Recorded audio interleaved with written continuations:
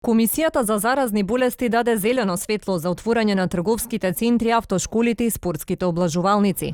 Се дозволуваат и тренинзи на отворено за индивидуални спортови. Рестораните и кафулињата пак ќе почнат со работа од следната недела, а после таа недела се планира и отворање на хотелите, теретаните и базените. Комисијата смета дека не треба да се намали полицискиот час, што значи дека дозволата за движење на граѓаните засега останува до 19 часот. После следењето на епидемиолошката состојба, откако ќе се вратат во функција, овие сите економски оператори, следната недела во предвид да се препорача и отворање на угостителските објекти со послужување, спортските тренинзи на отворено за колективните спортови и повторно после епидемиолошката анализа и пратењето на состојбата, следната недела, после таа, игрите на среќа во казина, автомат клубови, тренинзи во затворени спортски објекти и базени, работа на теретани и фитнес клубови и хотелски објекти.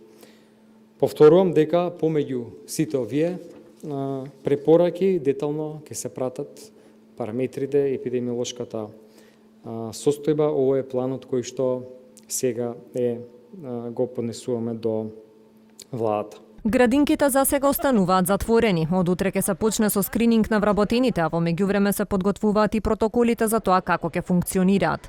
Во следните 2 недели ќе почнат со нормална работа и сите клиники и болници, додека пак стоматолошките ординации веќе се подготвени да почнат со работа. Очекувањата на Комисијата за заразни болести се дека во следните 2 месеци значајно ќе се намали ширењето на вирусот, поради затворените граници, локалната трансмисија за која велат дека е под контрола, но и поради високите температури. Сакам да порачам дека почитувањето на трите клучни препораки е исклучително важно за да ова ситуација и понатаму ја држиме под контрола и при тоа нашите животи постепено ги враќаме во нормала. Апелирам секогаш да се почитува препорачаната дистанца, да се носи заштитна опрема и секогаш според пропишаното да се прави дезинфекција на рацете. Дополнително апелирам до сите компании и организации кои со олабавување на мерките започнуваат со работа, целосно и без исклучок да се придржуваат до протоколите кои ќе бидат објавени по нивното усвојување.